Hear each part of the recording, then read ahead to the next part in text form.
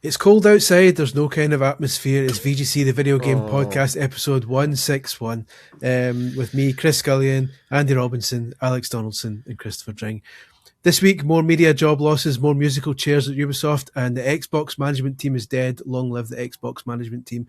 But first, how are we doing? Christopher Dring, you have not been in this podcast since last November, and now how do you feel to be back in a world of flying cars in the future? It was so different, this world. It's post Phil Spencer era. It's like there's going to be like it's like BS and oh no, before Spencer and now after Spencer. It's everything feels greener. It's a different world, and I feel excited. I feel different, and I think everyone in this podcast will get a different vibe from me today. I don't doubt it. That's what we're betting on. We're banking on that. Alex, how are you today? We've got a story later on we're going to discuss, which might kind of shed some light on that answer. But generally, actually, I feel quite good. I feel pretty good today. In fact, the saddest thing this morning has been being reminded by you about the passing of Rob Grant. Like the Red Dwarf. As if a podcast about the games industry weren't depressing enough. Let's start. Yeah. Well, also, I will say, I mean, I've had a bit of a mad week, right? But what a week in the sense that I forgot that the Xbox stuff was this week until I opened the document for this podcast and went, oh God, that was this week. I mean, it's very rude of them to have announced all this, or for this to have been reported like hours after the last podcast went out. They could have done the decent thing and given us the heads up so that our podcast didn't become immediately. We don't get heads up. That's only for the top tier. That's only gaming special media. That's only very special boys. No comment. Did you wear your Xbox pajamas this morning? You're out. I actually genuinely have Xbox trousers on right now, which I feel quite bad about. So that's why everything's waist up in this award non-winning podcast. Andy, how are you this week? It's been a week. Sorry, I had a mouthful of coffee then. Have I been? All right, I think. It's getting a bit warmer, isn't it? We had a couple of sunny days. That's always cheerful because people listening outside the UK, it's been raining literally every single. I think it's a record, right? Oh no, we had every day. Here we had a beautiful 2 days in the middle of the week. Like I just opened both the doors into the garden and let the dogs go. But it's been all right this week. No one's paying attention to what's happening in Birmingham. It's all within the M25. Yeah. At least the age-old question of who let the dogs out has finally been answered. It was Alex Donaldson. Shall we get straight into the news, because there's a lot of stuff that's gone on this week, and not all of it positive, but we'll get there. Story number one: Asha Sharma pays tribute to Phil Spencer as she replaces him as Microsoft Gaming CEO. What? Microsoft's new head of gaming. Breaking news. Spencer's out, Sharma's in. Microsoft's new head of gaming, Asha Sharma, has paid tribute to her outgoing predecessor, Phil Spencer, as revealed last week. Outrageously, after the VGC podcast, Phil Spencer retired as Microsoft Gaming CEO. Sarah Bond resigned. Asha Sharma is now the Microsoft Gaming CEO. She was formerly the president of Microsoft's core AI product, so that's got lots of tongues wagging. Her statement, she said, and I quote, "Today, Matt," that's Matt Booty, he got the Booty call and was also promoted. "Matt and I had the chance to reorganize Phil. We had the chance to recognize Phil," she wrote. She said, quote, "Over the past couple of months, we've talked nearly every day about everything from hardware and strategy to creators and culture, and plenty about our kids and dogs too. Those conversations gave me a front row seat to what so many of you know and have known for decades. Phil is a remarkable leader, but even more than that, he's a deeply remarkable human being." She says when he took over in Xbox is this Microsoft's blog or Windows Central? This is Microsoft this time. This is Microsoft. I this don't time. know the difference. Oh no! Here we go. He's just being mean now. No, I'm sorry. The trolls are realigning the targeting device right now. Asha Sharma continues. When Phil took over on Xbox in 2014, it was a pivotal moment. He pushed for backwards compatibility because players asked for it. He helped bring Xbox One X to life. I'm not sure you should kind of make a big deal of that. He created Game Pass, and through it all, he recentered our decisions around players and creators. So yeah, I can't trust anything that she says. Like I trust that it isn't written by she wrote ChatGPT. Yeah, pretty much. Well, I think a lot of people though are going to be. How much stuff are we reading now? Press releases that hit our inboxes that is written by that, and we don't even know it. I think friends of ours on the PR side that use it, which I won't. I think people are quite savvy to that. I can spot a PR email a mile. But you would never be able to spot it with Xbox, like because they're trained to talk like that. Yeah, it's true. It's a. And that's not even a jab. That is a thing, right? So like my former boss when I was at Playtonic, he came from Rare and he used to do interviews, on behalf of them. So he was media trained by the Xbox guys, and he was well on that. He would be able to bend any conversation which way he wanted. What I'd say is to get right out in front of this element now, right? Because we've gone straight into the AI discussion. I've seen a lot of people this week saying her X account is all that people going, that's definitely just an AI agent. Let's be absolutely clear. The chances of that being an AI agent are actually extremely low because let's be real, like there is so much on the line PR wise. They can't have an agent calling itself Mecha Hitler or whatever by mistake. However, what it almost certainly is it's not her tweeting and replying to Chloe Brill and people like that. She's going to have a team of comms people, and they have almost certainly come with her because someone on that level has their own comms people. They're probably not games people, and they've come into games and gone, right, I think that's how you end up with that weird Xbox Live account that unlocked loads of achievements on the same day. And then they walked it back with an explanation. I think probably the comms people were like, well, we'll get her an account and we'll collectively work together to unlock a bunch of achievements on a spread of games to show that she's interested. But then obviously people went detective mode, right? I think also just to tee up Dringo here because he wrote a good piece this week. Thank you. I mean, this week. Finally, the pause changed the context of that sentence.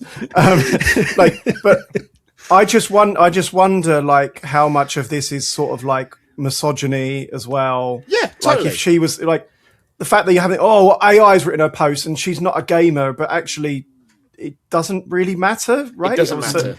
Yeah, I got actually hammered for this online on over the weekend by I don't know who they were, people, I guess, gamers, certain gamers, where I said that a CEO's job she's not signing games. She's not commissioning games. She's got people around her to do. She's got Matt Booty in that chief content officer role, and whether or not he should be in that role, I guess, is up for debate. But he knows games, and he's run studios for years. And they've got Todd Howard on the team, and they've got Craig Duncan on the team, and you've got Aaron Greenberg on the team. You've got people. She's got senior people in that company that do make those decisions. And what her job is to empower them, create an environment and a culture, and get them all together and make those things. That's kind of the job of the CEO. It's not to it's to sort of, eventually the buck will stop with her, but it's the job is to enable those things. She doesn't have to have a gaming background to do that. It can be a little helpful, but it's not always. Sometimes, you're coming from an outside industry, you might have some expertise or insight that might be beneficial to the industry. And she comes from AI, and as much as we will hate AI, it is kicking the game industry's arse at the moment, right? So there is an element of, or maybe there's something we can learn from there that isn't awful. I don't know, maybe. And then, she certainly doesn't need to be a gamer. Very few CEOs are gamers. Phil Spencer is an anomaly in that front. So yeah, I did feel it was a bit of a fuss. There's an awful lot of noise around. And also it goes the other way as well, doesn't it? Is that probably, this is what I was going to if say. we look at if we now judge Phil Spencer on his legacy and his time, he probably had a lot of heat kind of relayed elsewhere because of his gamer cred, right? Because that you could see him playing Diablo 4 at 1 a.m. and his big score. Yeah, well, also, I found the Sarah Bond attack quite interesting because I've heard internally as well that Sarah Bond isn't overly popular. But she wasn't in charge. Phil Spencer was. So when you see these articles on The Verge where these people at Microsoft are sort of going, Sarah's fault. It was Sarah's fault. There was somebody above her rubber stamping those decisions. And that person was Phil Spencer. And I guess because she wasn't a gamer or she didn't seem like one of them, she doesn't get that pass. And that's maybe, or because maybe she's a woman and not white. I don't know. But I certainly felt that Yeah. I love Phil. I really do enjoy. I liked him very much. He's a very, very likable guy, right? I mean, everyone here will. If you send him a message, he will reply. Like I messaged him probably 30 minutes after that news came out, and he replied. Right? Imagine how many. The reply was, "Who's this?" I remember you. What I would say is, right, the other thing that hasn't been mentioned is sometimes being a gamer and being in a position of power can lead to you not seeing the forest for the trees as well. Sometimes when you look at it and you're like, how on earth did X project or Y project go off the rails where they kept pumping money into something that wasn't working? It's because the company CEO is a fan of the IP or whatever, and they just choose to keep blowing stuff in. So sometimes Embracer is probably the best example of this. Perfect example. That is exactly who I was thinking of. And yeah, I mean, it can be good. It's not about what their credentials are in a sense. It's about the decisions that they make. That's what we need to see. There are two things that I want to mention. One, you mentioned about the Sarah Bond thing. I think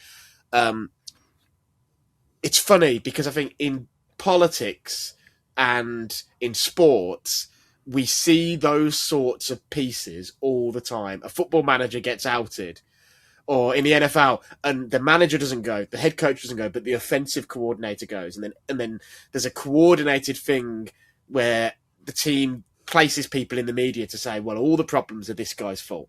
Anytime that it's all one person's fault, it's extremely suspicious. I think it's more likely that happens also if the person is a woman of colour, is a woman, and then even worse if they're of colour. And when we talk about Asher's appointment, I think the interesting thing is I saw a few people talk about the glass cliff, right? This concept that you have the glass ceiling, and the idea of the glass cliff is a phenomenon where women tend to get elevated to top positions during times of crisis and high risk. And it is statistically true. And there's this idea that men elevate them because if it goes well, they look great for taking that punt. And if it goes badly, it reaffirms the glass ceiling, which is an interesting... To that point, let me bring in our second story and we can kind of talk about them both at the same time because that's related to that. In that Xbox co-founder Seamus Blackley said he believes that Microsoft's gaming brand is being sunsetted and that the new CEO has been brought in, quote, as a palliative care doctor who slides Xbox gently into the night. Quote. So Seamus he's a great quote. he basically thinks that Asha Sharma's appointment over those with a background in video games indicates Microsoft's gaming future will be dominated by generative AI. And so his quote is basically, quote, Satya Nadella, this is the Microsoft CEO, has made an incredible number of bets and invested an incredible amount of money and credibility in the transform model AI future. Xbox, like a lot of businesses that aren't the core AI business, is being sunsetted. They don't say that, but that's what's happening. I expect that the new CEO, Asha Sharma, her job is going to be as a palliative care doctor who slides Xbox gently into... I wish she'd have gone even further with that quote, right? Like more colour. Yeah. Like he's the one who's there to inject the morphine, lean over and whisper into her ear. She's going to prepare the chemicals, but it will be legally up to Xbox to take the chemical itself and then kill itself. Xbox getting in one of those Swedish pods where they press the button. It's just getting really dark. Let's kill this. You wanted to be on our off-topic podcast last week. Christ. Listen, that got a lot of traction. Can I say hats off to GamesBeat for doing what I would sit there and go, just getting old Xbox bosses to comment on the new one. They've done Ed Freeze and Peter Moore as well. Just their opinions, by the way, are irrelevant, but it's it's funny and it's interesting. And I tell you, can I make one? I don't know why Xbox won't stop talking. And so this has been the history of Xbox. You know, Asha Sharma has been in the job for, barely a couple of days. And her initial blog post is not, hi, I'm Asha Sharma. I come from this world. I like dogs. I've got, long walks on the beach and painting Warhammer models. Right. There's no insight in what her first blog post is. Here's what it looks like a strategy. It looks like an Xbox strategy. And the Xbox strategy is the return of Xbox, which sounds very exciting. And then it turns out that it doesn't mean anything. And then there's a bit about the future of play, which seems to involve AI, but doesn't really mean anything. Because of course she doesn't have there's not a strategy there yet. There's still that journey to go on. Nobody comes, every time normally I ask for a CEO interview when a new CEO comes in. Remedy's just got a new CEO. And I said, hey, I'd love to interview a new CEO. And they went, he's not even got his feet under the desk. Come on, mate. Right. And that is normally the response you get. You don't get, here they are talking about their business strategy. And, the Windows Central interview, this isn't a comment on the interviewer or the interview questions or anything like that. I know I certainly wouldn't be making that comment, but, the journalist asks some questions and he gets a very long-winded non-answer because the answer is, what does the return of Xbox mean? We don't know. We don't know what that means. Well, you're saying in a polite way what I will say in a less polite way, which is it's not a very good interview. That's not necessarily the fault of the journalist. The blame is spread around, right? But ultimately it comes down to the fact that that's an interview that shouldn't have happened in the first place. The only quote of worth was, the plan is the plan until it's not the plan. Great quote, because it sums up where they're at, basically. And that is we have nothing to say, version. And we've rushed to say it. Yeah, and that's what I mean. I'm like, she doesn't have to say anything right now. She goes, hi, introduce herself to the world of video games, and can go on the journey. And then 6 months down the line, when there's a strategy and there's a plan, I still don't quite understand Xbox's strategy. We're all about the console. Console's really important to us. By the way, we're going to be releasing loads of games on I'm really committed to this marriage, but I'm also shagging that woman over there. Like, it's just, what a honey. I've got mates. What a honey she has, to be fair. What a honey. There's a social clip. So I don't quite get it, but I guess it does. They contradict the statement. Like her opening message contradicts itself paragraph to paragraph. It's like we're going to start at console. It's console at the center, and the next sentence is like, there are no barriers. We will be on every. Xbox is a contradiction right now, right?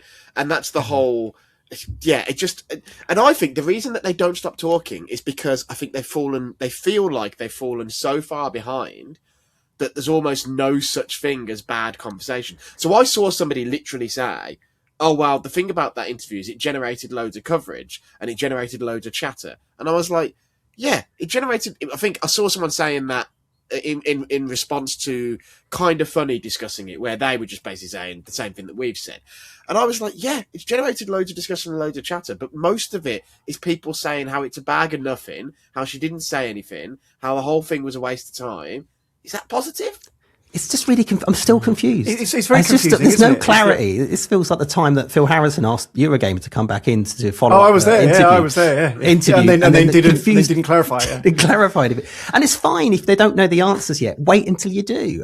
Anyway. But it's even more baffling when we've been behind the scenes pitching for these exec interviews, right? And how many times are you told it's not the right time for him to talk? He hasn't got anything to talk about right now. She did say something in one of those posts, which I felt was like, actually, this is interesting. She said that Xbox, one part of the Xbox strategy is great games. And I think finally, someone's gone, here's an idea. Finally. Radical. Finally, someone's moving on from mediocre games. They're going to make some great games. Is it really like there's been a lot of flack, kind of going Windows Central's way over this. But I think probably more deservedly, people should be asking, why are Microsoft doing this interview and why are they going to specific people with this stuff? And if you get that offer in your inbox, you're not saying no. You're not turning it down. No, not in a million years. But that's the thing. But it's like they knew, they war game all this stuff. They knew what they were prepared to say in that before they decided to do it, right?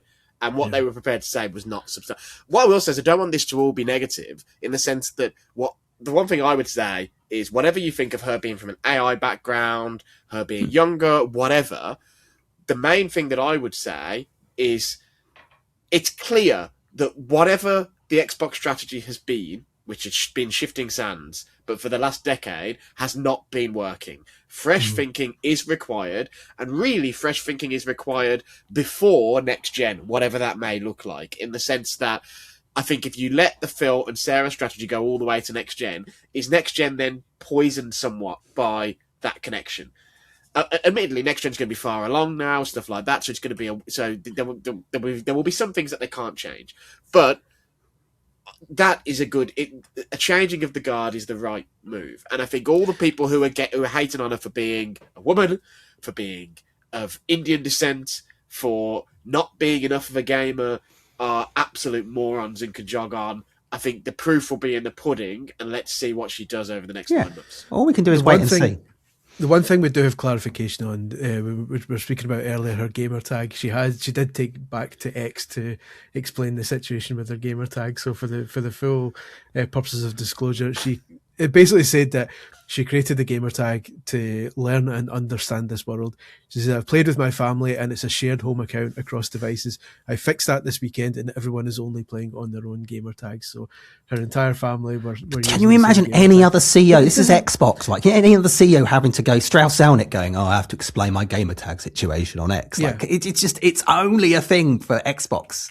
Just this they've made this. This is the house they've built, right? Yeah. They have created this cult. Like they should not be having this conversation. Like you're absolutely right. It would be a press release if there's whoever replaces Herman Hulse. It would be a press release, and he won't bloody talk to anyone. You know, he doesn't have to talk to anyone. And even when Devin Pritchard came in as Nintendo president, nobody was going, well, what's her credentials? Does she play video games? She wasn't putting out. People did, but not to the extent that Asha Sharma's getting just now. And the blowback was shut the hell up. You know, yeah, it was. Yeah, but in terms of, it's a weird one. It's the situation with people like waiting for this to be for Xbox to be sunsetted and all this kind of stuff. Nobody should be kind of willing that to happen. If you end up in a situation where Xbox is eventually closed off, and obviously Nintendo's its own thing, but in terms of high spec consoles, PlayStation's the only game in town. That's bad news for everyone. When WCW died, WWE it will be bad for business. Yeah. What are you saying about Invasion? I what an angle. Terrible for everything. I'm really. This is actually what makes me anxious. There's somebody. I think it was somebody on X, and I'm hoping this statistic was right, where if Xbox has spent that $70 billion they spent on Activision, if they'd put that into OpenAI, they'd be far better off if they'd have done that. Right. And it's like, 100%. and it's like they've spent a lot of money on something that isn't growing. And if you saw Matthew Ball's report from last week, I don't know if people on the VGC podcast pay attention to that kind of thing, but the point is the games we spent ages talking about it last week, actually. Maybe you should pay more attention to the VGC podcast. I should. Absolutely should. But obviously the games industry grew last year, but almost all of that growth's in China and Roblox, right? And subscription services. And that's not hitting any of the game developers, any of the game publishers. And so that's not hitting really a Game Pass a little bit. It's not really hitting Microsoft. So there is that thing where you're going, we're putting all our money in AI. That's where a lot of growth and excitement and buzz is going. And then suddenly there's these there's Tim Schafer asking for a chunk of money to make some arty cool game that we think's awesome, but for Microsoft's like, is this just why are we doing this? And that's where my worry is that, I'm hoping they love it because it's a lovely thing for them to have this consumer business that's all about art rather than just technology. Hopefully they're on board with that. But I'm terrified that at one point they're going to go, right, we're cutting this. We're going to be about Call of Duty. We're going to be about the big brands, and everything else, frankly, we don't need it anymore. I've always been worried about it. Xbox has always had that threat looming over it ever since it started, that its parent company could just in a minute click its fingers and get rid of the whole thing. And so that's why you get quotes like Seamus's quotes. You've had those quotes for years and years and years about Xbox, is that all it takes is just a CEO to go, you know what, it's a lot of money. And beforehand, because Xbox was so small, it's almost like you could almost pretend it wasn't there. It just was in its own corner. It's even off-site to begin with, right? It wasn't even in the same HQ as the rest of Microsoft. It could just do its own thing. But then you spend $70 billion on something. Suddenly, Amy Hood is paying attention to what you're doing. And that's where I'm worried. If anything happens to Xbox, that acquisition of Activision Blizzard, I think, will be seen as a terrible mistake. So, Dring, let me ask you a question. Based on what you just said, is the safest route for them to go back to the Trojan horse argument? The argument of, we want an Xbox in the living room that has Copilot on it in order to make sure they're using Copilot rather than a version of Gemini that's built into their Samsung or LG TV. Is the strategy to really, for better or for worse, tie Xbox more heavily into Microsoft's vision as AI? Is that the way Xbox actually survives? And I'm not necessarily talking about using AI for game dev or stuff, but I'm talking about things like that. The idea of, remember the Kinect days of Xbox ordering me a pepperoni pizza from Domino's, and then a pizza would come and it'd be the wrong flavour, and it'd get delivered to the wrong address. But the idea is now, in theory, if you put an agent, and I'm absolutely, to be clear to the people in the comments, people listening, I hate all this shit. But if you put a relatively well-functioning agent into an Xbox, you theoretically could be sat there in your pants and order a pizza, and they can handle those sorts of tasks relatively well. And is that actually part of the argument? Because Microsoft doesn't have a gripping phone, so really their one device that is a leisure device where people could use that is the Xbox. It's their only consumer department, isn't it? The only successful consumer department. I think the problem it has with the idea of trying to go, right, we're going to put all our games exclusive on Xbox and try and sell more hardware, is that we live in this attention economy. I think you have to go back to that point of this saturated attention economy where people are bombarded with stuff, right? We've got loads of stuff on Netflix and Disney Plus and Apple TV and the cinema and video games, and it's just everywhere, and TikTok and AI and all this kind, just so much stuff being. So it's like when we were younger, it was fine to go to the cinema. A bit of effort, but it was a lovely experience. Now I've got a cinema at the end of the road. Half the time I can't be bothered because I've got so much stuff around me all the time shouting at me. So convincing people to buy something for something is difficult. If you're Tom Cruise, you can convince people to come to the cinema. If you're Nintendo, you can convince people to buy a Switch for Mario. But it's really hard to get people to come to you. You kind of have to go to them. That's a lot of the thing with entertainment these days. So I think with Xbox, I think their best way is working out how they can get their games to people where they're not reliant on the hardware. That is still going to be the best way of getting to people, but it's the hardest thing. What I find strange is they've gone with PlayStation, because PlayStation, they can't put Game Pass on PlayStation. They can't put their streaming service on PlayStation. All they can do is put their games on PlayStation. So the only thing that PlayStation allows them to do is to make money off games, which is important, obviously, but strategically, it's not helping them with their AI strategy. It's not helping them with their cloud strategy. It's not helping them with any of that stuff. So I don't know. I guess it depends if has there a way of getting there? Because the thing is, I'm not entirely sure streaming is necessarily the future, although with the way hardware pricing is going, maybe it will be. But because that's the thing, Matthew Ball's report. The thing I found really interesting in his report, on your point, is that less so the barrier to entry and more like the model. Like he talks a lot about the aging kind of demographic of players, right? Where, the kind of like they're reaching retirement age, right? Like the first console gamers, they're going to have more time. And it's, we've all experienced it as middle-aged men that you have kids and it's more difficult to get into games or even get back into games, right? There's so much attention put onto onboarding into games, but seemingly nothing onto reboarding, right? And I turned on my Switch 2 yesterday, and it's not really fair for Switch 2 because it's still a fairly new console, right? But I've no doubt it would be the same on certainly on PS5. I turned it on and booted up Storm, just looking for something to play. And I looked for 15 minutes, gave up, played F-Zero GX on Switch Online for 20 minutes, and then turned it off. It's not really designed for. There's not lots of like pick up and play experiences, right? Like meaty short form stuff.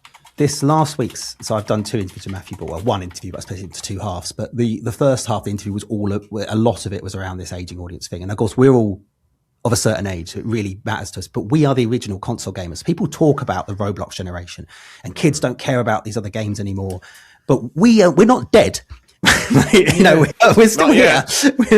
We're all relatively young, right? It's like not even the original console PC gamers haven't even hit retirement age yet. So there is this huge generation of people that grew up on Grand Theft Auto, on PlayStation, on Xbox, on Nintendo, on Mario, and that kind of stuff. That frankly, we don't want to play Roblox when we retire. Like that's not something that we're considering. But we're different. We're in the games industry, but actually, our generation has disengaged with video games. There is so much stuff that's easier for us to play, to watch, to get into, that's far less.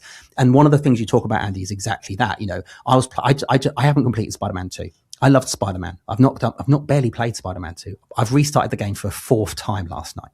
And the reason why I've restarted it is I can't remember what's going on. I can't remember, but it's not just a recap of the story. I can't remember the exact controls and suddenly I'm facing a boss 2 hours into the game and I've forgotten the tutorial. And that's the thing that, Matthew Ball talks about, is that we're not doing a very good job of getting people that can't play every day. And something that AI can help with, right? Yeah. More episodic games. Now, admittedly, it doesn't help with the tutorial element, but this is actually one of the things that I think, and episodic isn't necessarily a release schedule, right? But one of the beauties of the way that the Hitman World of Assassination package is built is you can hop in and out of that once every couple of months, play one level, and it's beautiful. I actually think it's not the game we're talking about, but directed by the same guy. I always think of Resident Evil Revelations on the 3DS, where that was a Resident Evil game where it was heavily inspired by like 24 and shows like that. And part of the way they structured it is they split it up into chapters, and every chapter literally ends with a next time on, and every chapter begins Alan Wake did that, with a previously on. Yeah, Alan Wake did it as well. Yeah. And I think actually that is so powerful, and I think more games would benefit from adopting. I think of big RPGs that are story driven. I think of like Final Fantasy VII Part 3 coming out. They should have something like that. I think by the way, that's what consoles should be doing. I think rather than trying to appeal to the Roblox generation, maybe they'll upgrade to you. Maybe they will go from Roblox to Fortnite to GTA Online. Maybe they will. We don't know yet. It's still too early. But there is a huge audience of people. What I find really fascinating, I'm going to be so fascinated to see what happens, is the amount of my friends who haven't had a PlayStation, some of them since the PS3, some or Xbox, 360 times. Some of them dropped out of the PS4 era, but they haven't had the last game they played was GTA 5, right? It was and now there's a GTA coming, and they're all sitting there, they're all going, this GTA, and I think it'd be interesting to see if that doesn't just cause a surge in sales of PlayStation, but brings in an audience. I just think we, as an industry, need to get good. It's just the thing that your Matthew Ball report is, games are losing the attention war. So we just got to get better at it. Yeah. But the challenge with that GTA thing is the chip shortage as well. Can we have the surge of sales? Can we get the consoles together to have a surge of sales? It's scary. Sorry, Chris. Yeah, that's what Matthew Ball said this week on my podcast, was that, he's genuinely frightened by this. You've got a podcast, Stringo. Yes, you both heard of it. I didn't know. It's but he's on this week and he talks about the DRAM and the shortages there, and how much of his thing is for people who machines break, right? If you bought a PS5 in 2020 and you've been playing it quite a bit, and you're getting to that point where they might start to break, and at the moment it's okay, but like if the prices start going up and you can no longer afford to replace them, you're not just losing potential new customers, you're losing your existing customers. It's You can listen to Dringo's podcast on thegamingbusinesses.gov.ca. I get the other thing in terms of developers and publishers need to kind of pay attention more to is the live service thing as well. And I know we keep beating this drum over and over again, but even people who already bought into the live service of a game and then drop out for a wee while and then come back into it and then realise I'm completely lost again. So like the other day, I booted up Forza Horizon 5 for the first time in a while. Now I put 40 or 50 hours into that game when it first came out. Absolutely loved it. Rinsed the map, cleared all the races and everything. I'm done with this now. With 6 coming up, I thought I'll play 5 again. I'm in the mood to play 5. Booted up 5. The map is full of icons, and I just sat there for like 5 minutes going, so much has happened in this game since I last. I'm properly intimidated now by what I'm seeing, and I just quit out. I'm like, I can't get back into it now. Yeah, it's like I'm done with it. Same with like EAFC. I did season 1 at EAFC 26. It's on season 4, season 5. If I go back into that now, everyone's got a much better team than me because I haven't been playing it every day. I'm out. Like there needs to be better practices put in place to allow people to get. Have you? Destiny's the one. Have you tried to go back to Destiny? I was just about to say I haven't even started. I've never played Destiny. I can't. It's like imagine you've left imagine you've left like your Slack running for 4 years. It's like your PC. And you load it back up, and just all the notifications you've missed since come up. Oh, there's someone invading Mars, and this is blown up, and it's the new barge you can drive, and don't try out the drift system, and then you do the tutorial for free expansions ago that's now locked.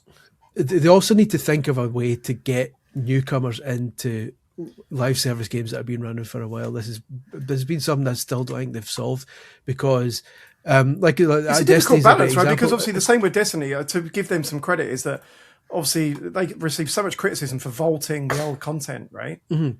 But it's kind of like because if I want to play Destiny, I've never played Destiny before. Say today I decide I want to play Destiny 2 and try it out.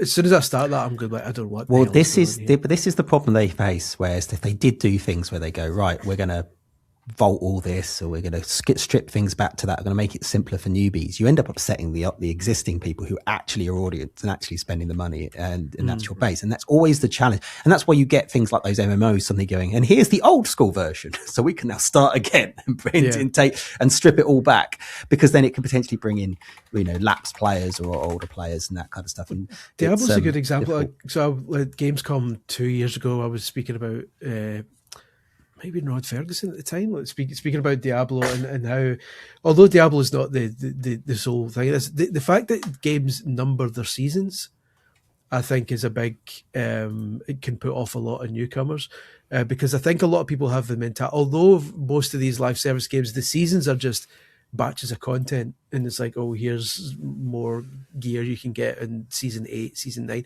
I think a lot of kind of more mainstream, less kind of hardcore gamers, I hate that term, when they say season 8, they're thinking of it in TV show like mentality, where they're like, well, I've not seen seasons 1 to 7. Like, you wouldn't start Breaking Bad from season 3. You would go, and so like when I see a live service game and say, oh, Diablo's in season 11 just now, I've not done season 1 to 10. Are we just old men complaining about? Well, again, sure, but we have to feel alive. This is why I think.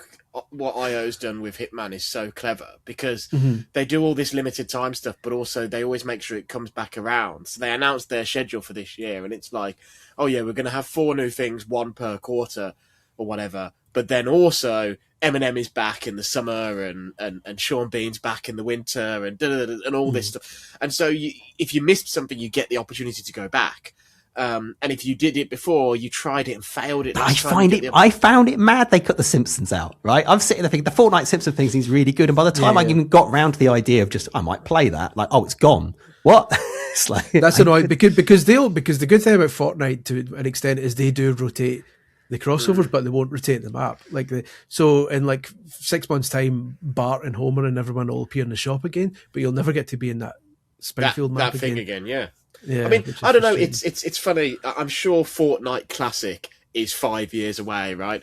The one that I always love that people just don't even think about is, do you know that there's 100,000 characters on Final Fantasy XI? Over 100,000, about 120,000. That's only about. It's a little under half what the game had in 2003, a year after it came out. Can I suggest something else rather than for live service games that are still in the early stages, right? Because the thing is, you got to things like World of Warcraft and RuneScape that got so sort of big and complicated, they decided to strip it back, and in the end, they have to go back to the old school thing. How about when you've got a live service game that's just starting to get a bit unwieldy, stop. Right, you've got your live. Stop it. Do your dedicated servers, whatever. Go for your whole sort of stop there. Have a little team that continue updates it. Make that for your core players, and then make a sequel. Right, normalize sequels, and then you can all the things you learned from that previous game. You can put into the sequel. You can make it more complicated. You can make it easier to get into, and then you can do that again rather than having to go back 20 years into the journey. Well, ironically, right, that's we never got World of Warcraft 2, right? The game that was sort of that. It eventually became Overwatch, right? But actually, you look at Square Enix, it was a long path because obviously the original version was buggered. But actually, they did Final Fantasy XI. They stopped doing expansions for it. They made 14. And then they actually returned to 11 and did a few more bonus bits and pieces. And they're still doing updates for that game, which is bonkers. Like, not just bug fixes, content. Yeah. And what I assume will happen is now we're in a post-FF16 world, and those guys have sort of they've had to run off the lead to do something else. They will think about the next MMO now. That doesn't mean 14's finished. I think the Square's goal will be to have 3 MMOs running in the end. Yeah. Well, they've actually got 3 because they've got Dragon Quest X as well, but that's not out in the West. So 4 MMOs. Speaking of sequels, which we were speaking about there, let's go to our next story. But before we take a break, we're going to briefly talk about Assassin's Creed, because I get the feeling the other story we're going to discuss is going to take a while. So Ubisoft has put Black Flag leaders in charge of Assassin's Creed. They've announced the future leadership team for the Assassin's Creed series. Martin Schelling, Jean Gouzdon, and Francois Debelle, which I believe is French for Frank Williams, will lead the Assassin's Creed series at Vantage Studios, the newly launched subsidiary. It's partly funded by Tencent. So Martin Schelling is head of the Assassin's Creed brand. He's worked on the series since Revelations. He produced Black Flag. Jean Gouzdon is head of content for Assassin's Creed, will lead its overall creative direction. He also worked on Black Flag, who's creative director. And Francois Debelle, aka Frank Williams, will be the head of production excellence, and he also produced Black Flag. So all the people who worked on the objectively best Assassin's Creed game now appear to be leading Assassin's Creed, which I don't know what you guys think, but it seems like the best conclusion to what beforehand seemed like a pretty bad way, the way it went when your previous man kind of went out in a huff after not being offered the leadership role. Yeah, I've heard from a few people now as well that it's more like he was pushed rather than walked. I mean, I hate doing these sorts of stories, right? Like, so, like the Sarah Bond thing, coming back to that. Yeah. I just hate doing these sorts of stories, because in an organisation of hundreds and thousands of people, you're always going to find people who say things went one way. Yeah. But there's certainly, I've had enough people come to me and go, this person was arguing, and this person. But again, that's just typically, game development environment. But it's not a great look for me that one of the more unique, interesting seeming prospects for that series has lost a proven creative director. He's been there like over 2 stints for 25 years. He's worked at Valve as well. He's a very, very capable creative director. I mean, the timing is, kind of tells you more than anything, right? That all these other guys, these Black Flag guys, have been put in charge of the franchise at Vantage Studios. And then this has all happened following that. Yeah, I mean, not much you can say outside without knowing the details, really, but just on the surface of it. Yeah. And this is also leading to another story where Assassin's Creed Hex director Clint Hocking has left as part. Oh, sorry, that's what I was talking about. No, yeah, I realised when you're saying it that I should clarify that as well. But yeah, so these three, Martin Schelling, Jean Gouzdon, and Francois Debelle are now heading Assassin's Creed, and creative director Clint Hocking, who was on Assassin's Creed Hex, is now left Ubisoft as part of that. Hex is an interesting one, because it's like all they've shown about it so far is a kind of wee stick man, it's like a one teaser in a sentence, right? But it already sounds more interesting than any of the other ones they've done for ages, like a horror game, an Assassin's Creed horror game. I'm proposing that they call it the Altair Witch Project, because it looks very much like, and I'm copywriting that, and I'm going to sit on it, and if Ubisoft want to pay me money to buy that, then I'm all ears. Either Dringo, Alex, either of you have thoughts on Ubisoft and the whole Assassin's Creed thing? It seems to be hopefully there's some stability coming now, because it seems to be a series that's kind of all over the place just now. Well, Ubisoft has been all over the place, right? That's the grain that Assassin's Creed very much mirrors the rest of the company. I think the advantage of Assassin's Creed, there's so many teams working on it, and there's been so many different games. There's a lot of talent and expertise at no Assassin's Creed. It's not like you lose one Assassin's Creed leader, you've lost, whatever. I think they're quite fortunate in the sense that, you lose someone like Clint Hocking, who's, made some brilliant games, but you've got such and such waiting in the wings to be able to step into these sort of positions. So I think that's an advantage they have. But because it's, it's not just, it's not like an auteur or something with a very specific vision for Assassin's Creed on this. It's a big team. So, sure it'll be fine. Shadows was great. They haven't actually put much of a foot wrong with Assassin's Creed for a while. I'm going to say this without any politically charged attachment to it, but there was an Assassin's Creed art book at some point which showed some concept art of various ideas, and one of the images shown took place in Ireland in the 1920s and was IRA themed. That's all I'm saying. I'm just saying that would be interesting.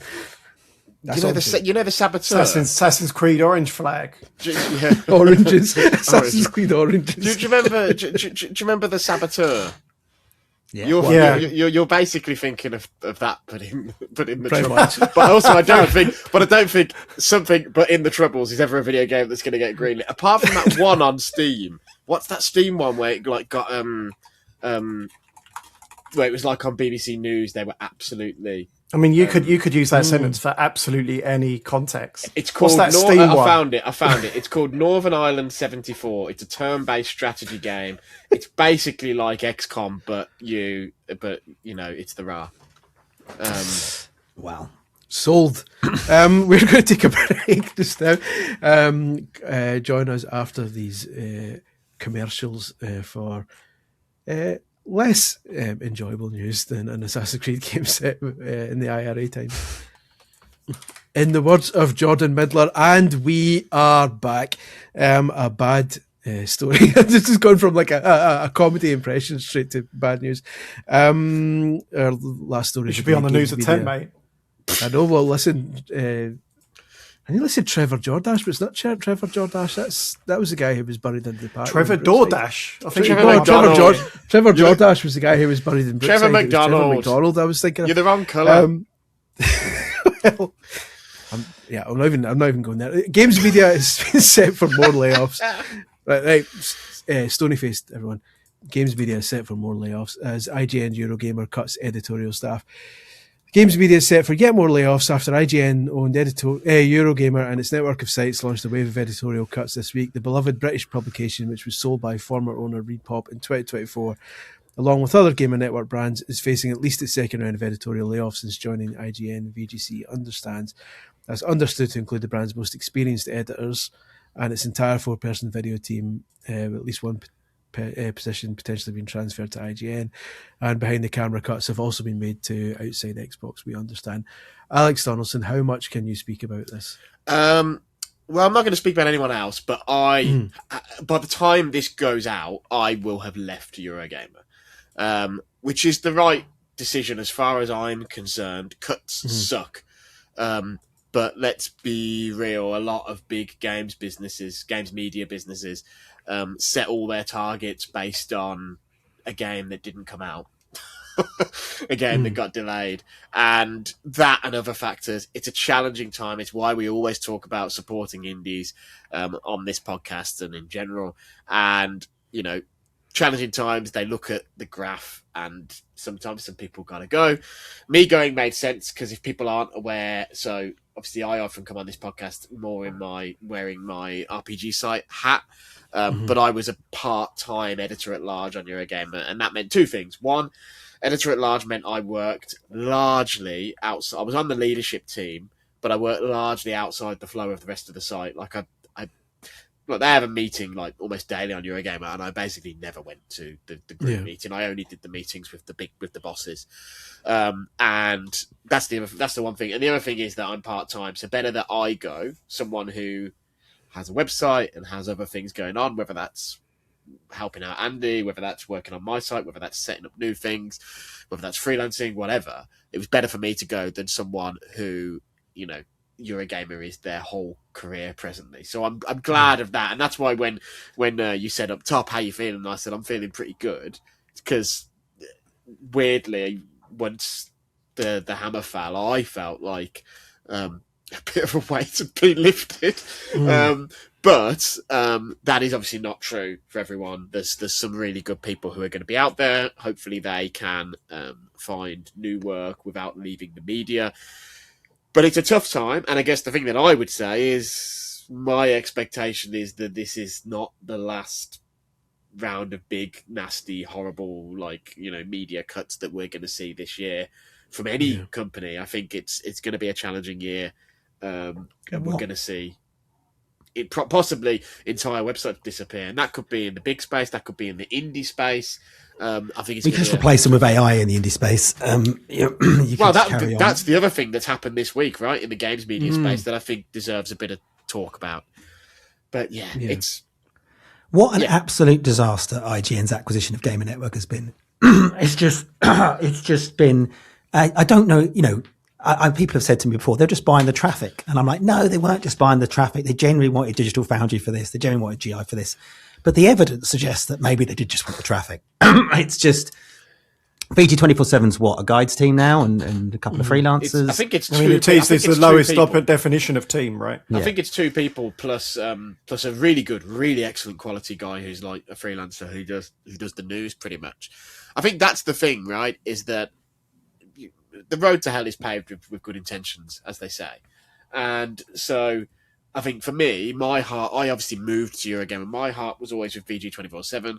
I loved what VG247 did. It was very deliberately, you go on that website, it's got a big, bold red top. And the idea was, we have a proud tradition in the UK of the red top newspapers, where they're a bit scrappier and, headlines, Freddie Starr ate my hamster, stuff like that. Perhaps not with the insane ring kissing of the right wing.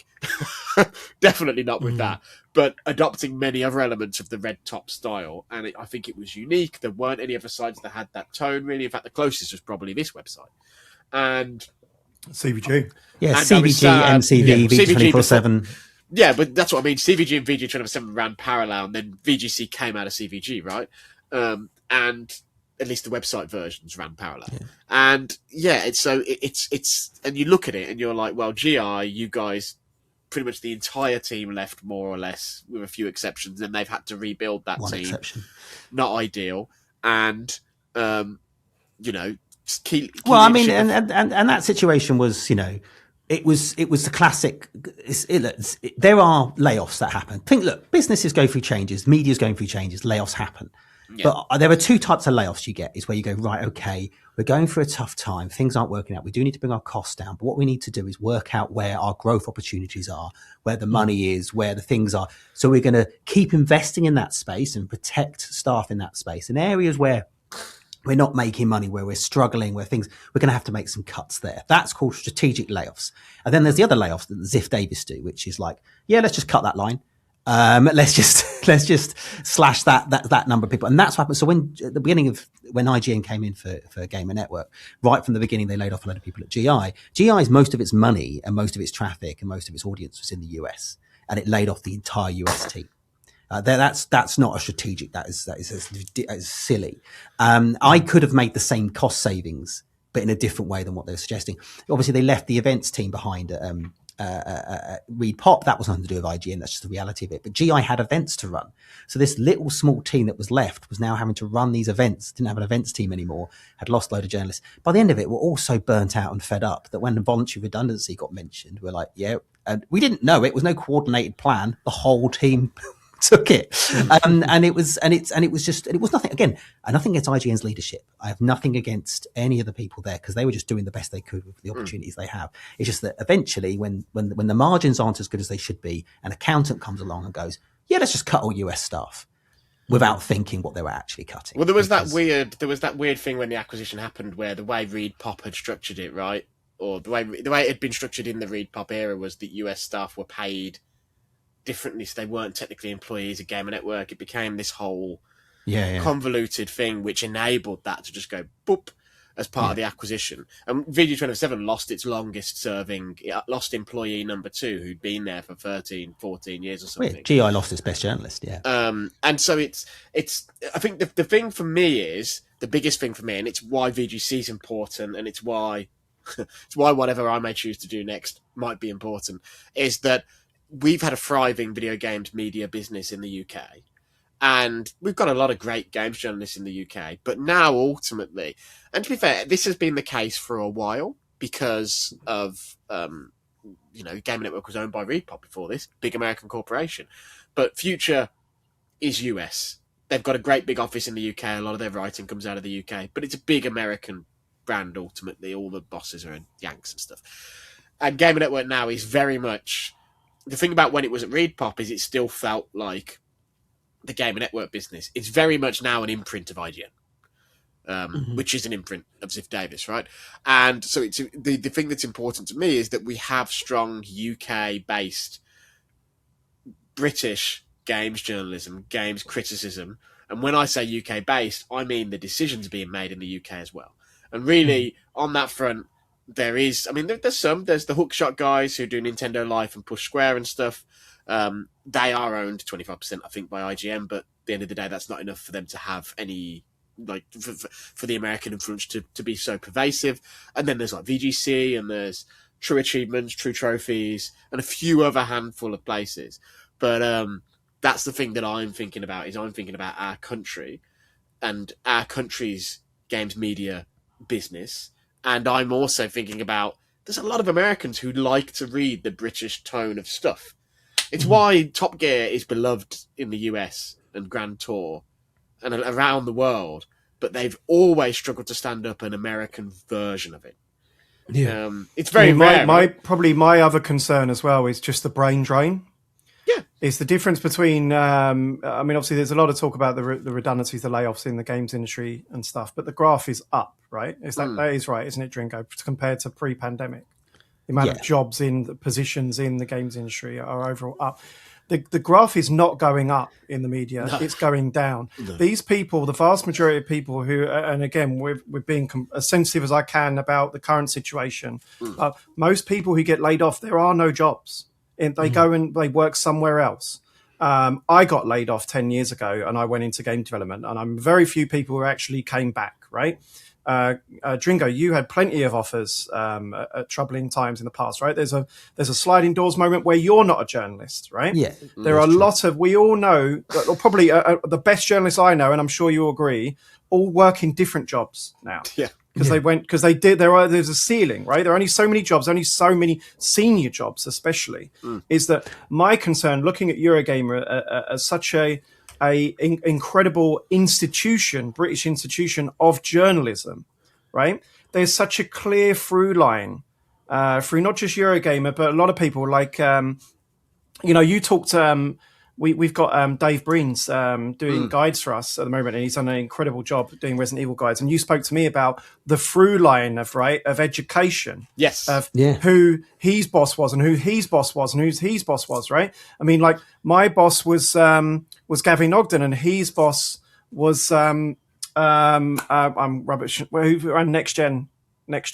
Colin Campbell. Mm-hmm. Right, Colin Campbell, fantastic journalist, right? And then so it's a through line, right? You've got like Tom Bramwell and Wesley Impel and Tom Phillips, and you can see like the Eurogamer of very recently has the same values as that has when they started, right? You've cut all that out. All these people, they're going to go and work in it for a game developer. They're going to go on to better paid jobs in more secure industries. And this is why that knowledge is gone. This is why I hope also, when it comes to Eurogamer specifically, me going again is sort of the right decision on the front that I was not a Eurogamer guy. I was the guy who'd been trained on the other side of the fence. Indeed, you talk about Breen's lineage is he was trained by Breen's boss was a guy who I worked alongside, and we were both trained by the same person, so we could. But and again, it's so funny how it all the family tree. Like you guys all would have come with Pat Garrett, and Pat Garrett would have been with Gavin Ogden and Colin Campbell, my bosses. But you look at it, the number of people that Pat trained directly. She and I talked about this at a Nintendo event, probably 9 months ago or something. But it was actually Switch 2 launch. That's what it was. But the number of people that Pat Garrett trained directly. Admittedly, Pat's back in the industry right now, right? But the number of people that he trained directly, there's only 2 of us left now. It's me and Keza. Well, that's it. I've got this. You may have seen this story in the news about the AI thing, and it started with a guy called Dom Sacco. Dom Sacco is one of my former staff writers, right? And he moved into esports. He set up a great career in esports. He launched Esports UK, and he's found out that he left, and he's found out the person who's doing his job now is an AI, and that's the thing that you get these. I've set up, you get these people who have, the thing is that I think this is another thing, jumping around a little bit. One of the things that we struggle in Britain is that we're not very good at our own brands. I think it's our nature to be slightly self-deprecating and not to be things. We're not very good at saying we're awesome, we're brilliant. I'm trying to get better at that.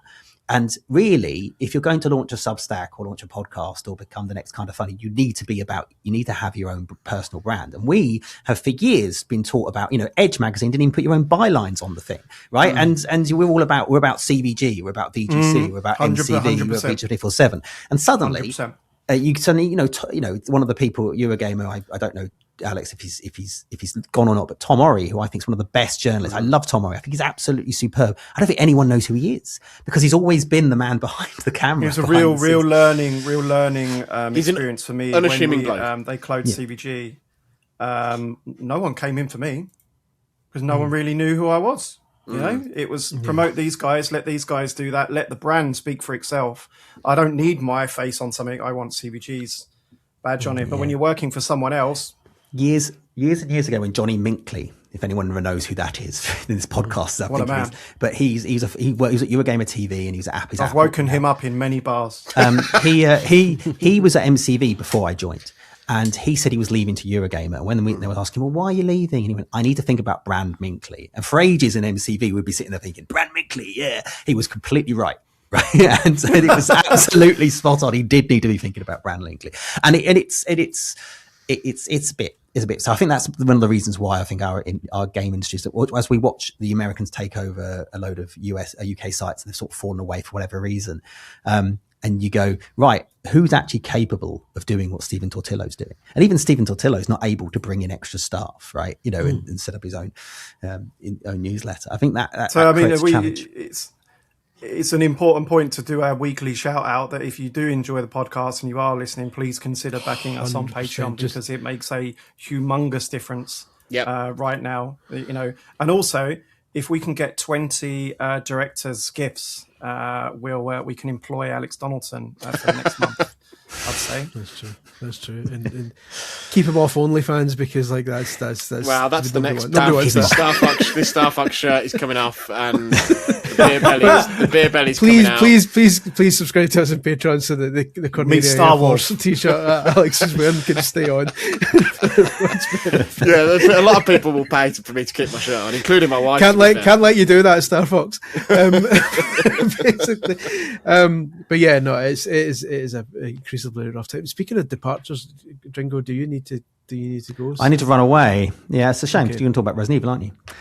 And I'm gonna dash off. Lovely to be back. Based on experience, Alex will speak at least 20 minutes about Resident Evil. I don't know how much more I have to say, but yeah. Anyway, also we've got go on, go. If you want, I've got an AI review somewhere ready for Resident Evil. What we're actually doing on this podcast is we're slowly recording the footage to train ourselves in AI. Christopher Dring. Can't wait. Dringo, what is the actual URL of your site? So it's thegamebusiness.com. There you go. The .org.ca one also we'll edit that with AI. It is the gaming business. .net.fr. I'm gonna buy the business.games. That's what I'm gonna. The game.biz. Sorry. Thank you very much, Dringo. You are free. Is that the official business site for Triple H? Lovely. You are free to leave and pursue other interests. Thank you very much. Bye. See you, mate. And then that reminds me, I probably can talk about this in public now that all parties have basically moved on. That reminds me of when we were all like, was like ruffian kind of like scallywag in our 20s CVG team. And one of us bought VG247.co.uk and then redirected it to CVG, right? Just playful, right? Nothing malicious in it. We thought it was hilarious, right? Because someone spotted that it wasn't claimed. So we bought it and we wait. And then like a month later, we had like one of the big bosses come in and go, what's going on? Which one of you has bought this? And so Rupert, who owned Gamer Network at the time, had found out. And like it was like basically like it was a big deal, right? It was like this is hostile. Future's bought this, and he was just a kid like pissing about, right? So we gave it to him. Yeah, I mean, you do have to protect your neck on that front. It's like I'm thinking about new stuff, and I registered 8 different variations of the name of it. I was like, we did. Before we launched VGC, right? Because I mean, it must be even more difficult now. But launching a new website in 2019, unheard of. And we knew we wanted an acronym, so we needed video game in the URL ideally, and we needed an acronym like that sounded authoritative, right? And then the added bonus was some sort of brand journey from CVG. So I've got a list somewhere of all the options that were there. So before we before we had Video Games Chronicle, we actually got Video Game Report, right? And we paid like thousands. Every single variation of that, right? And then the very next day we found out that VGR.com was like, I don't know if it was a porn site or I don't think it was a porn site, but it was some other game site. There's a game site that is VGR. So it literally just all went in the bin. It's funny, the number of domains... VGR's a game site. Yeah, I'm looking at VGR. The number of business ideas, names that I've got domains registered for, where I've been paying. I think probably one of the I'll spill this one because I'm never going to do it right. But at one point, I was going to do like an urban dictionary, but for games, so for like game terminology. So like all the specific terminology for a game. If you go into a game and they're using, I don't know, whatever terminology they use in Final Fantasy 14, you could punch it in and it would tell you what it meant. And the domain I registered for that, I know this will be one that Chris will like, was Medora, after the Book of Medora from Link to the Past, because it decodes, and I've still got that domain. I've still got various configurations of Medora for that website that I will definitely never launch. And every year I get my renewal notice, and I go, yeah, we'll pay that money just in case.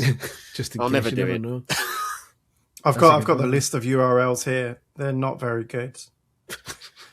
I might keep them for safekeeping. I'll send them to you just in case. Oh, what a time. That AI, so for those who don't know, we're not going to name and shame too much, but like a site. I think we should name and shame. It was Video Gamer once like another proud institution in the British games media that's been sold off to snake oil salesmen. Yeah.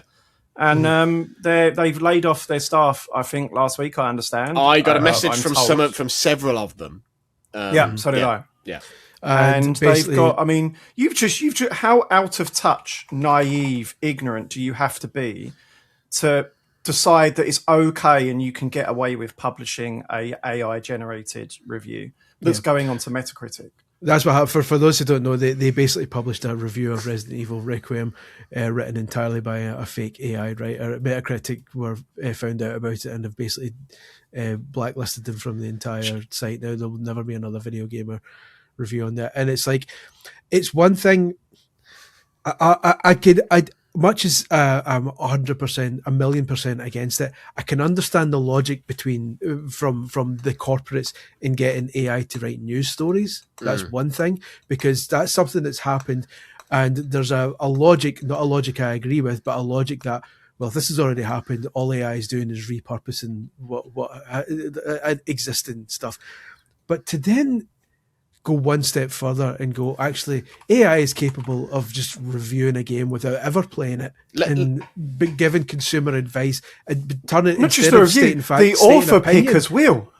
Yeah, let's be clear as well. Fake bio, fake image, everything. I've not looked into this too detailed. Someone said they've made like all the fake authors like social media accounts and stuff. Yep, social media accounts. Yeah. Shall I read let's read the profile of the author. Let's read the profile of Brian Marigold. Brian Marigold. Brian Marigold is an experienced iGaming and sports betting analyst with a deep appreciation for the innovation shaping modern gambling entertainment.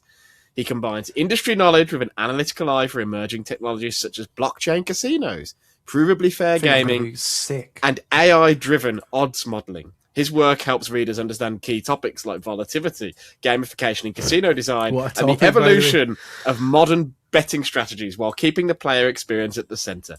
A lifelong gamer at heart, Brian's passion extends beyond the casino floor. It's so depressing.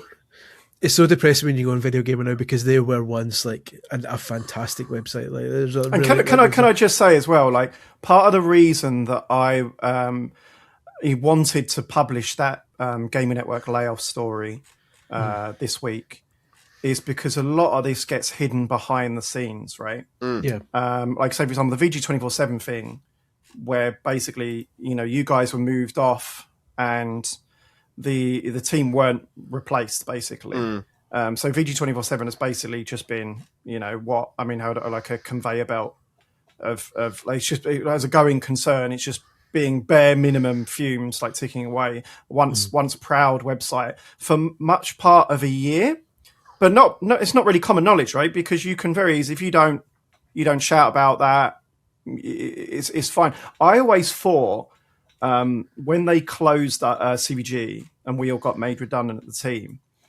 I actually thought we were in a way the lucky ones, because OXM, the OXM 360, the magazine, they got moved to Bath.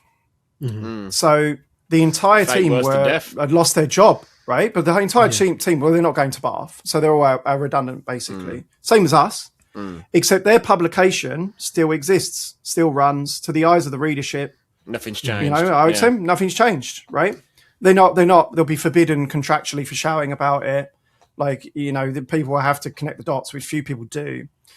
So I actually think sometimes that actually we were quite fortunate that we have our memories and we have our standards of what we built for CVG, and we can talk about it fondly, because you look at the alternative, you know, which is basically something like Video Gamer that's left to rot. Had you left by the time we moved offices right at the very, very end? No, I moved. I was the last one out of the office. Yeah, that was a fun bit when we had to move our entire office, and then a week later get told, right, it's done. Thanks very much. You could have told me that before we moved all this shit. Anyway, but yeah, I mean, anyway, this AI author has written 13 articles. Scandalous. That includes there was the Resident Evil review. There were also reviews of Pokemon Fire Red and Leaf Green that got pulled when all this came out. But also a lot of articles. There's a God of War Sons of Sparta review, but also a lot of stuff that you might see in your readers or us might see in your Google Discover and click on. 5 GBA classics on Switch Online you need to play after Pokemon Fire Red and Leaf Green. 4 masterpieces, from masterpieces to messes, the evolution of re-releases. By the way, that's the biggest show of AI writing. Oh yeah, from X to X. AI loves doing it. From Fable, X to X. Fable 4 gameplay showcase and Peter Molyneux interview offer new insights. But there's all this sort of stuff, and this is just one AI author. They've got. When you look at the staff page is, let's go through it. Guy they've laid off, AI. Guy they've laid off, girl they laid off. I thought you were a minute ago. For a minute, I thought you said they were laying off the AI agents. What's going on? That's the next step. That's the next step. I think that's the really gross. Paying massive redundancy packages to AI people. I think that's the really gross thing, though. Oh, trust me, they wouldn't have been paying massive. This is the other thing. Like, were these people even on PAYE? Did they even get redundancy, or were they just told, right, you're out?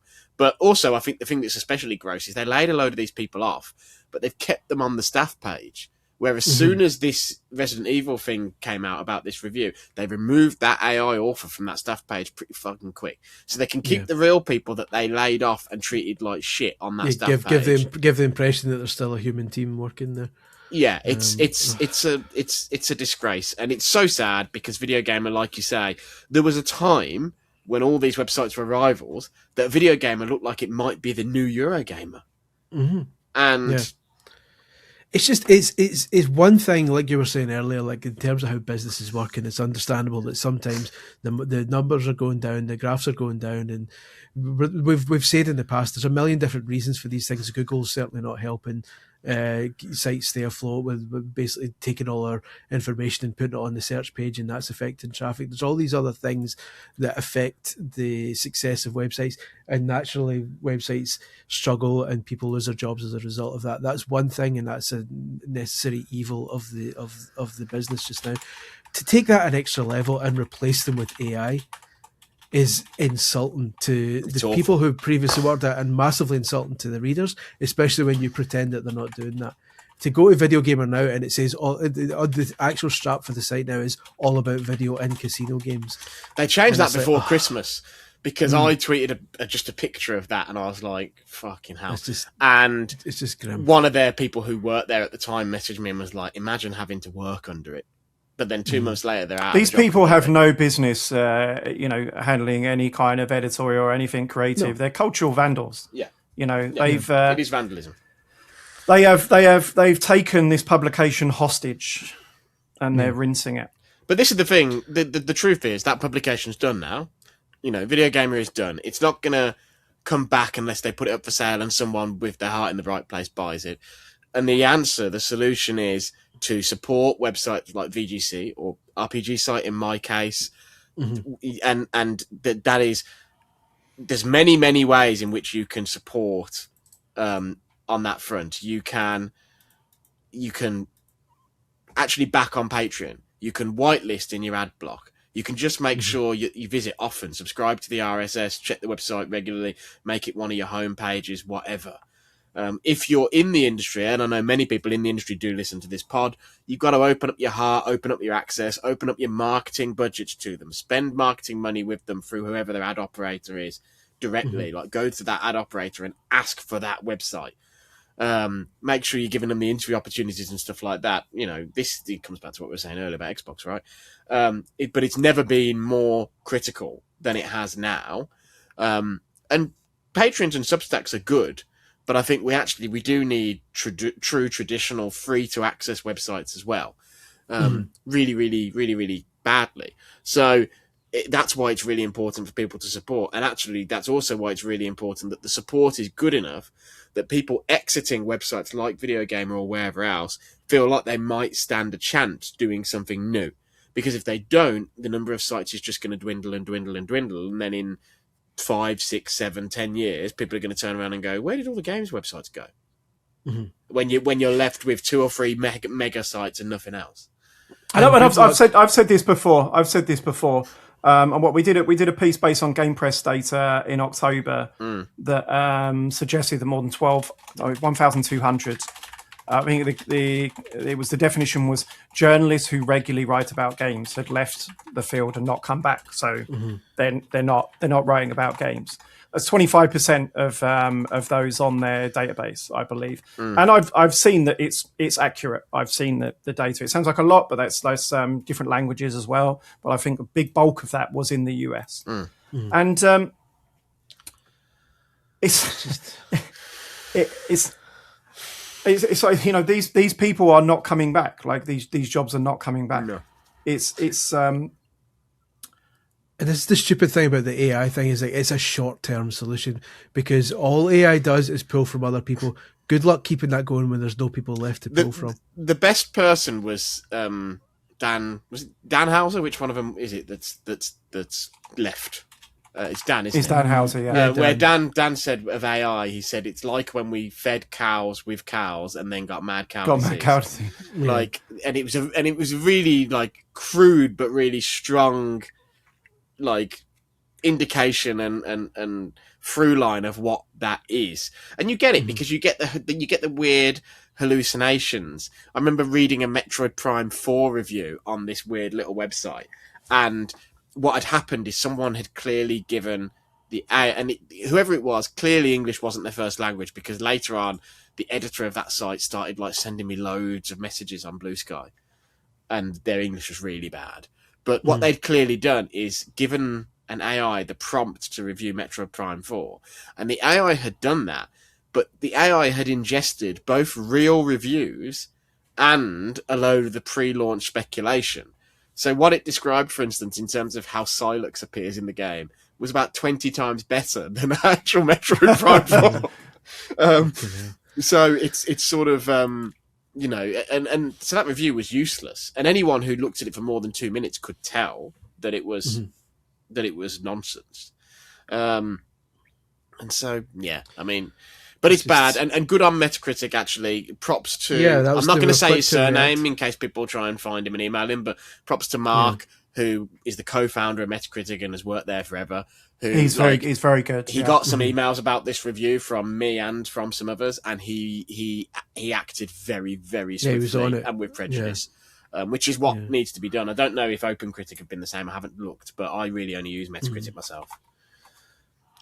The only type of prejudice we approve of. So it's been a week, but I'm glad to hear that it's not affected you too much, Alex. It's nice that you've got, like, obviously you've got RPG site as well, so like there are other people that would be there are people in less much worse situation. Yeah, which sucks, and I'm going to do my best to help them out as well.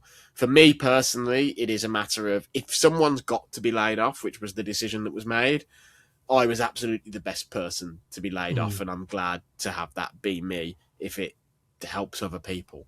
And it's free, and it's freeing as well, right? I mean, I'm sure Andy will relate to this when I say sometimes you get out of something like that and you literally put the phone down from the redundancy consultation call and go, right, at least you know at that I can point, do something now. I'm free to, yeah. and obviously I've had RPG stuff for a long time. I'm very fortunate that website's got a great audience and great fans, and there's things that we're going to be doing anyway. In terms of, I've said on this podcast before, we're going to be starting to do a Patreon offering and things like that.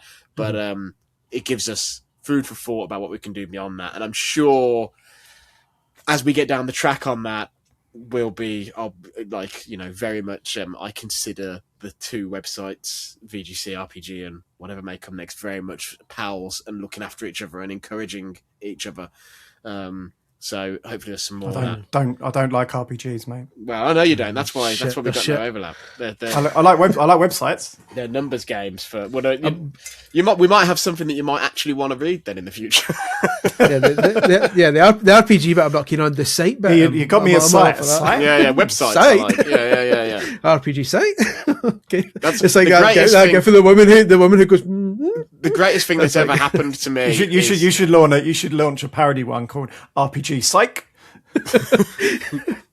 Launch a site is called RPG Shite. I reviews every RPG and gives them all 1 out of 5. I always wanted to. There's that very Gamergate aligned site called Niche Gamer, and I always wanted to register Nice Gamer.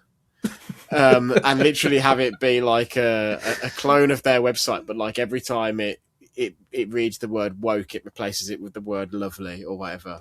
I always wanted to do, but that's like a lot of effort for a low quality joke that will probably get me some death threats. So I never did it. Speaking of woke, Alex, tell us about Resident Evil again. I know you already gave us a 45. And there's a big review roundtable on our YouTube channel, by the way, if you want to listen to that. I couldn't do. Andy and Jordan and Breens did a big chat about it. I couldn't do the review roundtable because I was busy being laid off at the time. But pretty good excuse. Andy messaged me going, "Do you want to come on this review chat?" I was like, "I can't. I'm leaving you a gamer today." You streamed it from the boardroom. So I'm not gonna tread on that again. I mean, I came and talked on the preview, right? And I think everything I said came to pass. I think it's excellent. I don't think it's quite up to the heights of. I have a real affinity for 7. I don't know why. An RE2 remake. Those are probably the big two for me. And I don't think it's quite up to those two, but I definitely think it's up there with RE4 remake. I don't think it's as good as RE4 remake. I think it's close between those two. The more we talked about it, the more in line I got. Is that Breens was making a point. He's absolutely rinsed it. He's finished it on like the insanity difficulty, everything. He's got the platinum. He made a very good point that it's just not as replayable. Like RE4 remake, you could keep going back and you'd have the other campaign as well with what's her face. Yeah. It was very replayable, whereas this one's not as anywhere near as replayable. It's very good. It's very, very good. I totally agree with his review on our site, which basically says that it's unfortunate making itself a numbered installment. You're comparing it to 7, to 4, to 2 remake, and it's not quite at that level. There's a line in his review that I agree with. If it was called Outbreak 3, this would be like a big, cult classic. You can't do that though, right? But I think the beauty of Resident Evil is it's expressed that it can be different things now. And this is very much a different thing to 7 and 8. And I think 10 will probably be different, even more different still. And actually, I think the interesting thing is Capcom were weirdly, every time I interviewed Kobayashi, he's the director, Kobayashi-san, every time I spoke to him, we spoke around the edges of how it was an anniversary year game, but every time he was very hardline reluctant to say, because it's an anniversary game, we've put in loads of stuff, loads of fan service, loads of moments to nod back to previous games in the series. Without getting into spoilers, when you take that game holistically, it absolutely is an anniversary game where they hit loads of those beats and you go, oh my God, they're doing X, they brought back Y, whatever. And I wonder actually if creatively that hampered the game a little bit. But I do think it's excellent, an absolute must play. So Nakanishi-san. Nakanishi. Koshi. Nakanishi-san. Famous liar. Famous liar. Yeah, famous liar.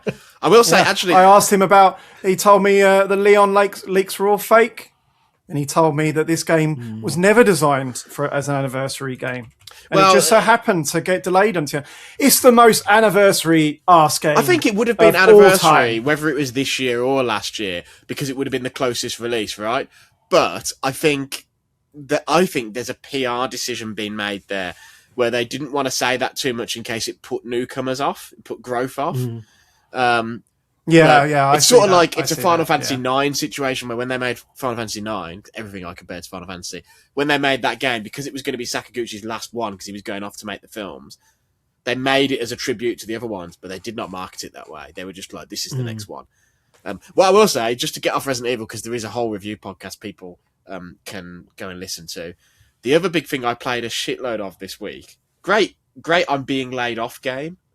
Just in terms of quite breezy, quite nice. Marathon. No, that Star Trek. I got laid game, off right when Destiny came out. By the way, that was a one. great getting laid off game. That Star Trek game, Star Trek Voyager: Across the Unknown, where if you don't know this, so this is my job now. Quick primer. Quick primer. I am now the captain of the USS Voyager. Well, honey, when are you going to work? I am at work. Get out of my cockpit. But every time he opens the door in the kitchen, he goes. But if you don't, if you don't, I wish I had Star Trek doors in my house. I would pay good money for that. If you don't know the concept of Voyager, was a very different series where the way Voyager goes is in the very first episode, there's an event and they get zapped like 70, 80 years across space. Not as in they've time traveled, but as in it would take them 70, 80 years, even with all the technology they've got, to get home. And so this crew is in unknown space with unknown alien races, all the rest. And it's a great conceit for a video game, right? So this basically is, how to describe it, it's got the base building from XCOM and XCOM 2, from the modern XCOM reboot, where it's side-on and you're excavating rooms that have been ruined, where it's all, and then building stuff, and you're choosing how to build stuff and trying to find the best possible layout. It's got a strategy combat thing where you fight and you're like managing your shields, managing the power to the systems. It's a bit like FTL. And it's got story-based decision-making where the paths branch and stuff like that. And it's even got like Dungeons and Dragons style roles. So you're rolling to determine if you're successful or critically successful or failure or whatever. But I think it's one of the most interesting licensed games in years. What it is, it's like a really good combination of, they have basically robbed a load of stuff from other games. So they've robbed combat from FTL and the base building from XCOM and story stuff from visual novels, and they've mashed it all together. But it's really good. It's perfect use of the IP. I really like the idea that if you hated a decision that was made in the show, you can make the opposite decision and see how that ripples down throughout the rest of the narrative. So you could keep someone alive that died in the show, or banish someone who got to stay, or banish someone who, or whatever. It's really, really cool. I really, really like it. It's been a low-key hit on Steam, which I quite like. I mean, let's... I'm just seeing what sounds like a game for nerds, mate. It is a game for nerds, but it's got to like 9,000 players peak and on Steam. And the other thing I love about it is you can tell that it was made for like 500 quid and 6 packets of fags, sort of thing. It was super, super, super. You can just tell it's been made on a shoestring. And I love when, again, it's been made on a shoestring, finds an audience, and is really good. And this is both that. So it might be worth one. If you like those sorts of games, if that sounds cool, check it out. I'm going to be honest. Star Trek is something I've always been into the idea of, but I've totally kind of never had the time or never had the. I actually launched a website. This is one that the kids can go looking for. About literally a decade ago, I launched a website called StarTrekVirgin.com, where I decided I was going to start from the very start. And now it's a very different website. The tagline was to boldly watch what one man has dodged before. And the idea was to watch I got 6 episodes in and gave up. Wait, can I ask you a question? Because I'm not a big Star Trek person, but I like it well enough. What did you get 6 episodes into? TOS or the original? See, that I find that to do it in chronological order. But that's my. I think I would prefer the older ones to like new generation. It's blasphemy, but I think that stuff is unwatchable. But Next Generation is like still an all-timer. I think it's still an all-time great. One day I'll resurrect that site and we'll maybe do episode 7. We'll see. And then there's not much after that. But that's the other thing I'd say. I don't think you need to know about or understand Star Trek to enjoy this game. I think that's the other thing. It really uses the IP quite well structurally. It's good. So my week has been Resident Evil and that, and I think my weekend is going to be very different. But I recommend both heartily. Yeah. And I would ask you about Resi, but obviously, like I say, we've already got the full kind of... there is nothing more to say. Yeah, but we've rinsed it thoroughly. But I'll tell you what I will say, probably for people who might not watch it, I'm not I loved the original Resis when they came out. Resident Evil 4 is one of my favourite games, but I've not played a lot of the modern ones for probably a lot of the reasons we talked about at the start, like just time and can't really play them around the kids and stuff. Yeah. Probably the last one I played start to finish was RE4 Remake. I didn't get far in Village. I didn't get far in 7. I skipped 3 Remake. This one, absolutely played it start to finish. Brilliant. I played it on Switch 2, which is an absolutely great version. Also means that you can play it around the house, right? I think if you're not so much into it's so well balanced, I think, between the action and the scares. If you're not really into the scary ones, it is very well balanced. Like just as the tension becomes a bit too much, you're kicking people in the face with Leon. It's worth considering if you've kind of drifted out of the series, I think. The good thing is as well for the next game that we were talking about why should Requiem have been like Resident Evil 9, and obviously one of the reasons it is because 9 fits into the title. They replace the Q with a 9 like they always do. With Resident Evil 10, 9 in Japanese as well. Q. Even better, but with Resident Evil 10, I'm looking at the freedictionary.com just now. There are 27,800 words with the letters IO in them, so they've got basically the entire dictionary. Well, they could also just have any word with the letter X in it. And the problem is they've already kind of blown their load with Resident Evil Biohazard, because that would have been the perfect Resident Evil 10. Resident Evil XXX. A fun, well, you're talking about this name thing, a more immediate one that I encourage people to think about and maybe drop a thought in the comments or on the Discord. But what's the third Final Fantasy VII game going to be called? Because they're all something. So we had Remake. I reckon Rebirth. You probably know what it's going to be called, mate. Yeah. And I reckon you could tell us. You may think that, but I couldn't possibly go. I actually don't. Remix. So I don't know, but I'm pretty sure. Rehash. I was having a great chat with someone who works there, and regret. I was saying a bunch of words at them, and they went, nope. And then I said one, and they went quiet, and I was like, oh, okay. Listen, I'm saying now, see if it's Requiem. Imagine. That'd be great. Imagine. That'd be a good time, actually. But obviously you can't do it now because of Resi. I'm very excited for their next remake, especially if it is Code Veronica, which is a game that I have a lot of... when he talks about... Resident Evil. I'm excited for Code Veronica if that's what they're doing, because I really like that game. As far as Final Fantasy, don't remake Code Veronica's the next one, isn't it? Well, that's what has been rumoured, but Resident Evil rumours, it's always so... I feel like you always get a load of stuff that's absolutely it's definitely happening. It's definitely happening. Well, I figured it would be Code Veronica or Zero, right? They're both happening. They're both getting done. But Zero I think Code Veronica's the next one, but the timing is the stuff that you wouldn't hang your hat on, right? But they're both in development. It would make sense chronologically because Code Veronica came before Zero did. Like they remade 2, they remade 3. Code Veronica's, they kind of shouldn't have done 4. They should have done Code Veronica first. Well, everyone's been pissing and moaning about the lack of Claire in games as well for years. So you know, why not do as long as they keep the bit where she, as long as they keep that really weird bit where she drops the gun, then falls over and picks it up again as she falls. You know, like from the intro Code Veronica, she's got her hands up and she's holding the gun, and she drops the gun in slow motion and then grabs it again. I said, well, she's doing all that. They could have just shot her, but regardless, we're rambling. We're now like we're an hour and a half. We need to stop. Thank you very much to everyone for listening. Patreon.com/Video Games Chronicle. It is more imperative than ever that you support sites like us and like RPG Site. Keep us going.